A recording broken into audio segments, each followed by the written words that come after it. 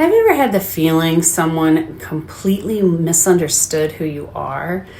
Maybe they thought you were rude or selfish or uncaring, and no matter what you did, you couldn't convince them otherwise.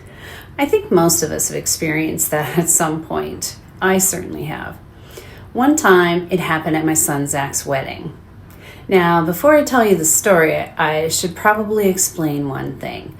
My sister Kim is blind. She's also fiercely independent. She uses a cane, and over the years, we've talked a lot about what kind of help she wants from me and what kind she doesn't.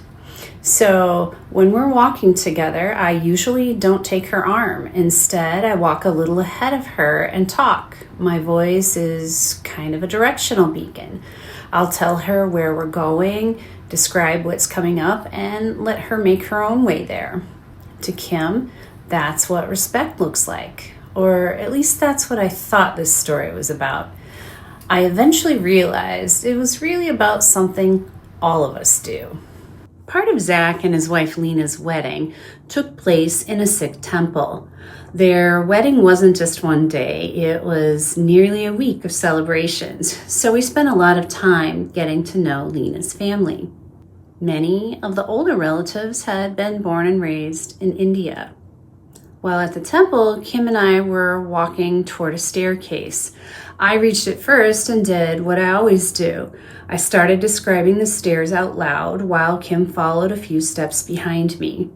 Then I noticed one of Lena's aunts watching us. She looked concerned. Before I really understood what was happening, she hurried over, gently took Kim by the arm, and carefully helped her down the stairs. Kim politely went along with it, but I don't think she was thrilled about it. She's used to people trying to help that way. I had a feeling Lena's aunt didn't think very highly of me after that. For quite a while, I assumed she had decided I wasn't a very kind person.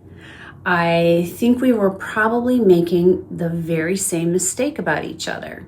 At first, I chalked it up to cultural differences. I eventually realized it was much bigger than that. We all judge what we can see.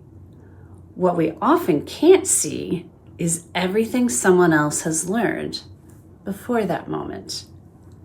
Truth check. Later, I kept thinking about what had happened. Then another memory came back to me. Years ago, I lived in Morocco. One thing I noticed while I was there was how differently people cared for family members with disabilities. Independence wasn't usually emphasized the way it often is in the United States. Caring often meant staying physically close, holding someone's arm, guiding them, making sure they weren't navigating alone. I started wondering whether what I'd experienced in Morocco might help explain what happened at the wedding. So later I asked Lena's mom if what I remembered from Morocco might be similar in India. She smiled and said yes, many families think about caring for people with disabilities in much the same way. And suddenly that moment at the wedding looked completely different. Looking back, I realized we had been reading each other's behavior through completely different lenses. And it struck me that this kind of misunderstanding isn't limited to different countries. It can happen anytime people learn different ways of showing the same values. The funny thing is, after I understood where Lena's aunt was coming from, I realized nothing about that day had actually changed. Kim was still Kim, Lena's aunt was still the same caring person she'd been a few minutes earlier, and I was still me. The only thing that had changed was what I understood. That's when something really clicked for me. We weren't disagreeing about whether Kim deserved kindness or respect. We actually agreed about those things completely. We simply had different ideas about what respect was supposed to look like. We shared the same values. We had just learned different ways of expressing them. From my perspective, respecting Kim meant protecting her independence. From Lena's aunt's perspective, respecting Kim meant making sure Kim never had to navigate alone. Neither of us was trying to be unkind. We were both trying to care. Our different life experiences had simply taught us different ways of showing that care. And the more I thought about it, the more I realized this wasn't really an India and America story. I've seen the same thing happen in families, churches, workplaces, neighborhoods. Almost anywhere, people learn different ways of showing the same values. One family may show love by giving lots of advice. Another may show love by giving each other space. One workplace may see asking questions as respectful. Another may see it as a sign you weren't listening. The values may be the same, but the way people learn to express them can be very different. Once I realized that, I stopped wondering only what people were doing. I started wondering where they learned to do it that way. That experience has stayed with me, not because it solved every misunderstanding I'll ever have, but because it changed the question I ask. I used to see someone's behavior and think, why would anyone do that? But I've realized that question often pushes me toward quick conclusions about who someone is. Now I find myself asking something different. What taught them that? Because behavior usually has a story behind it. People learn from their families, their communities, their work, and thousands of experiences most of us will never see.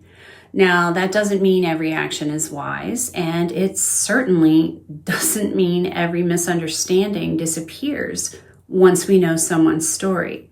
Sometimes people really are wrong. Sometimes I am wrong.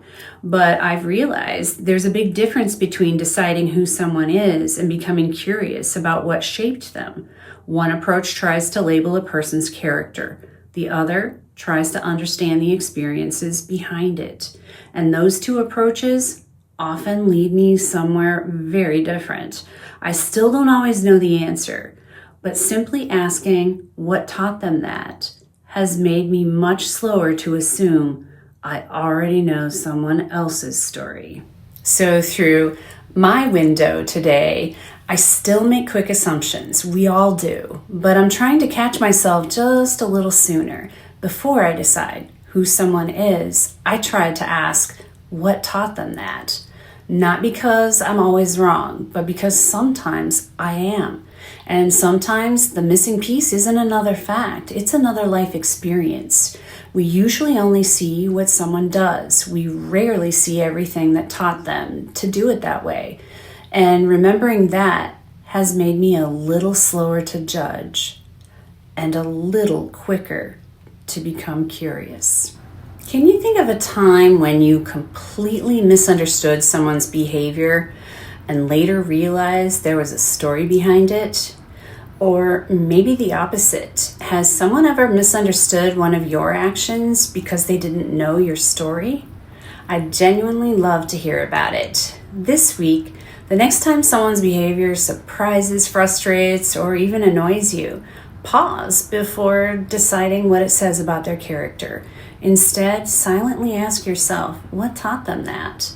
You may never know the answer, but simply asking the question can create enough space for curiosity to replace certainty.